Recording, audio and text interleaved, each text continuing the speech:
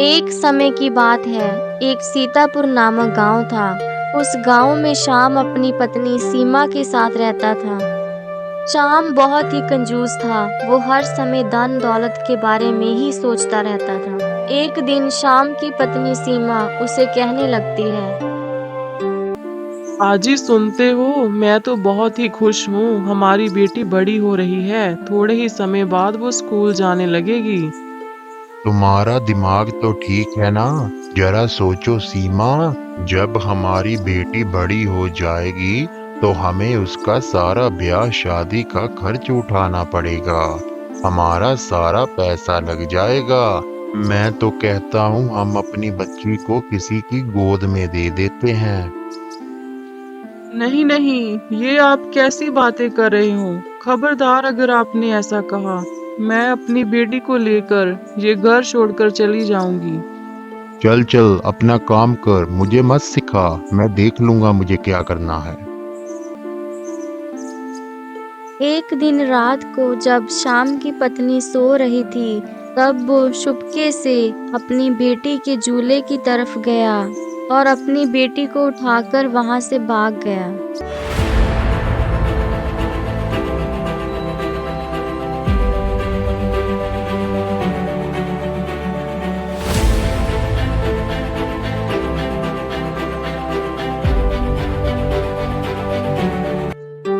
श्याम अपनी बेटी को लेकर एक नदी के किनारे पहुंच जाता है। उसे वहां पर एक मछुआरा दिखाई देता है। मछुआरा श्याम को देखकर कहने लगता है, अरे भाई, तुम कौन हो और ये बच्ची किसकी है? मैंने तो तुम्हें पहले यहाँ पर कभी भी नहीं देखा। तुम्हारा नाम क्या है?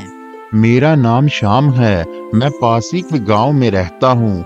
मैं अपने घर को लौट रहा था, तभी अचानक से मुझे ये बच्ची सड़क के किनारे पड़ी हुई मिली थी।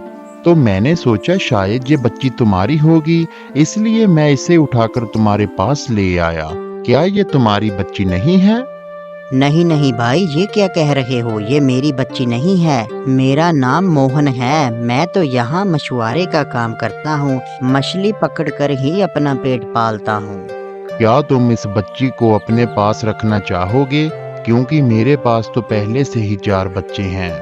नहीं भाई, मैं इस बच्ची को नहीं रख सकता, क्योंकि मैं तो मछली पकड़कर ही अपना और अपनी पत्नी का पेट पालता हूँ। मैं इस बच्ची को क्या खिलाऊंगा?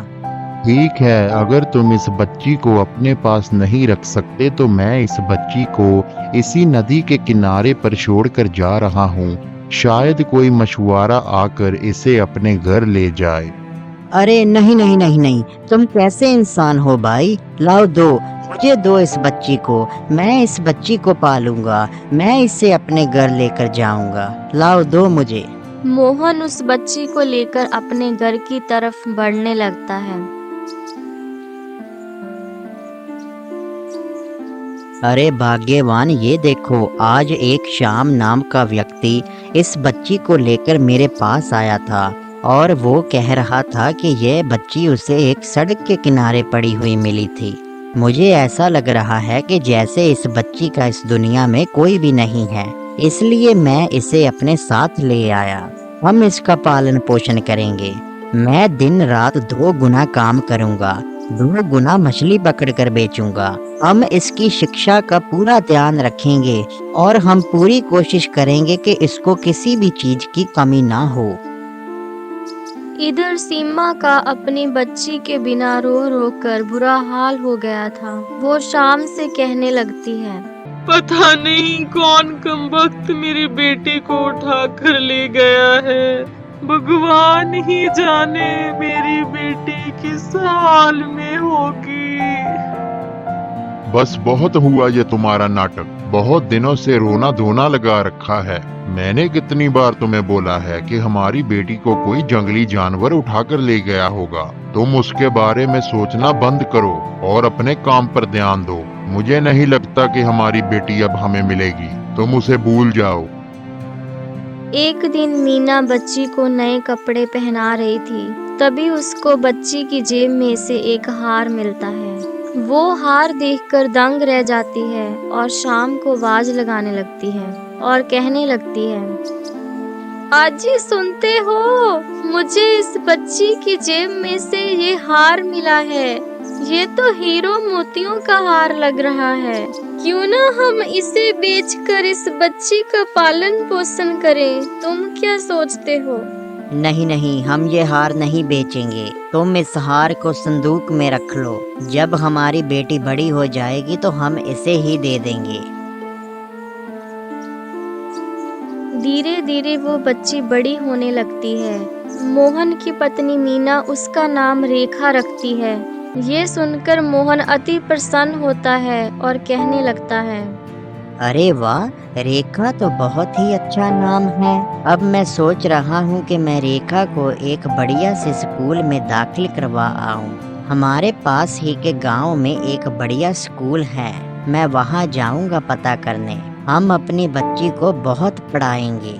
मैं रात दिन मेहनत करूँगा, 2 गुना मछली पकड़कर बेचूंगा, परंतु अपनी बेटी की पढ़ाई लिखाई में कोई कमी नहीं आने दूंगा। मोहन रात दिन मेहनत करने लगा। वो 2 गुना मछली पकड़ता था और बेचता था। उसने अपनी बेटी को स्कूल में दाखिल करवाने के लिए बहुत सारे पैसे इकट्ठे किए। कुछ ही समय बाद मोहन ने अपनी बच्ची को स्कूल में दाखिल करवा दिया। वो खुद ही अपनी बच्ची रेखा को स्कूल में लेकर जाता था और फिर वापस लेकर आता था।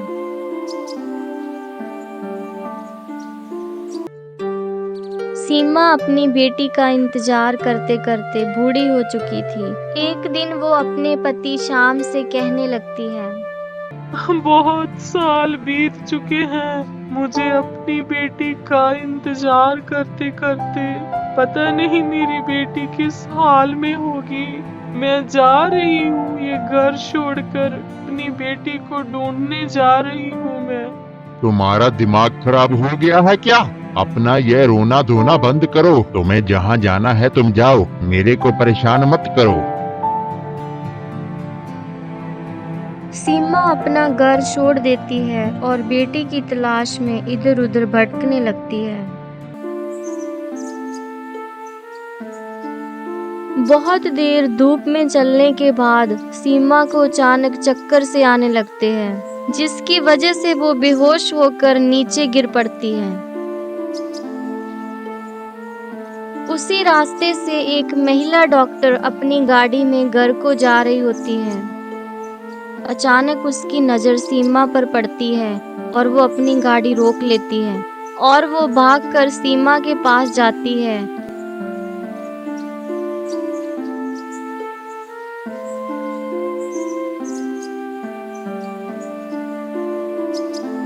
वो सीमा को उठाकर अपनी गाड़ी में बिठा लेती है और फिर अपने घर ले जाती है।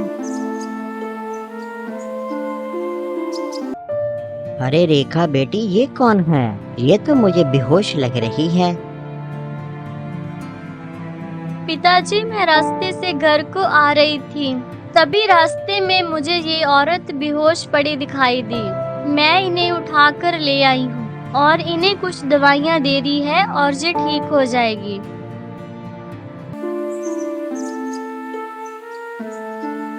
मैं कहाँ पर हूँ? आप लोग कौन हो? मैं यहाँ पर कैसे आई? आप उठो मत, आप आराम कीजिए, आप जल्द ही ठीक हो जाओगे। आप मुझे रास्ते में बेहोश पड़े हुए मिले थे, मैं आपको अपने घर ले आई हूँ। ये मेरे माँ बाप है, मेरा नाम रेखा है। आप मुझे बताइए आपका नाम क्या है? आप रास्ते में ऐसे क्यों पड़े हुए थे? मैं अपनी बेटी की तलाश में इधर उधर भटक रही हूँ। आज पूरे 30 साल हो गए, मेरी बेटी मुझको नहीं मिल रही है। मेरी बेटी को कोई उठाकर ले गया था। ऐसे भटकने से बेटी नहीं मिलेगी आपको। मेरी तो ये सलाह है कि आप अपना ख्याल रखिए, अपने घर में जाकर रहिए। मैं आपको आपके घर पर छोड़ देती हूँ। बेटी, जाते वक्त तुम हमें भी साथ में लेकर चले जाना। हमें नदी के किनारे छोड़ देना, हमारा काम का वक्त होने वाला है। इसके बाद रेखा सीमा को उसके घर पर छोड़ने चली जाती है।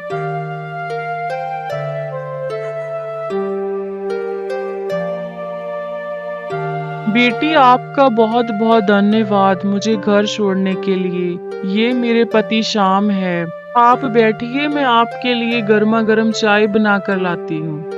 अरे भाई मैं तो तुम्हें कब का ढूंढ रहा था। मैं तो तुम्हारा शुक्रिया अदा करना चाहता था। देखो, जो बच्ची तुम मुझे देकर गए थे आज एक बड़ी डॉक्टर बन गई है। अरे भाई साहब जी, क्या बोल रहे हो? बच्ची दी थी इन्होंने आपको? अरे आपने कौन सी बच्ची दी थी इनको? मुझे बताओ, इसके पीछे क्या राज है? ये भाई साहब क्या बोल रहे हैं? अरे भाई, ये क्या बोल रहे हो तुम? कौन सी बच्ची?